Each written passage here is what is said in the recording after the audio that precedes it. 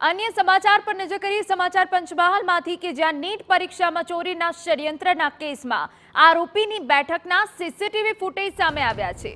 પરીક્ષાની અગાઉના દિવસે પરશુરામ રોય અને વિભોર આનંદે બેઠક કરી હતી, જેના સીસીટીવી ફૂટેજ અમે આપને ટીવી સ્ક્રીન પર બતાવી રહ્યા છે। વડોદરાની ખાનગી હોટલમાં રોકાયા હતા બંને આરોપી।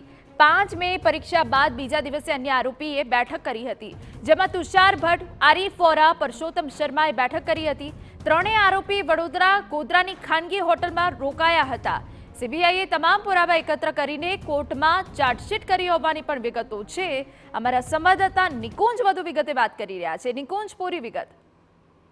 ચોક્કસથી નીટની પરીક્ષાની જે સમગ્ર ટ્રેસની તપાસ સીબીઆઈ કરી રહી છે અને સીબીઆઈ દ્વારા 5 આરોપીઓ સામે ચાર્જશીટ દાખલ કરી છે। તો બીજી તરફ જે સીસીટીવી ફૂટેજ સામે આવ્યા છે તેમાં કુલ 5 આરોપી પૈકીના જે 2 આરોપી છે તેઓ પરીક્ષા જે યોજાઈ હતી તેના આગલા દિવસે વડોદરાની એક હોટલની અંદર મીટિંગ કરી હતી, તેના પણ સીસીટીવી સામે આવ્યા છે। જ્યારે પરીક્ષા યોજાઈ ગયા બાદ અન્ય 3 આરોપીઓએ ગોધરા વડોદરા હાઈવેની એક હોટલ છે તેમાં પણ મીટિંગ કરી હોવાના સીસીટીવી ફૂટેજ આવ્યા છે। આ તમામ પુરાવાના આધારે સીબીઆઈ દ્વારા તપાસ કરવામાં આવી છે અને આ તમામ 5 જે આરોપીઓ છે તેમની સામે ચાર્જશીટ હાલ દાખલ કરવામાં આવી છે। જી બિલકુલ।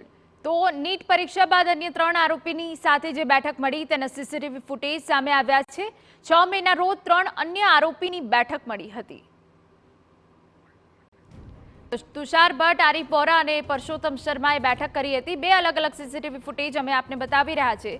વડોદરા ગોધરાની હોટલમાં આ બેઠક કરવામાં આવી હતી, જેમાં પહેલી વખત બેઠક થઈ અને તે બાદ બીજી વખત 3 શખ્સો સાથે આ બેઠક કરવામાં આવી હતી અને હવે સીબીઆઈ આ તમામ પુરાવા એકત્રિત કરી રહ્યું છે અને તે બાદ ચાર્જશીટ દાખલ કરવામાં આવશે।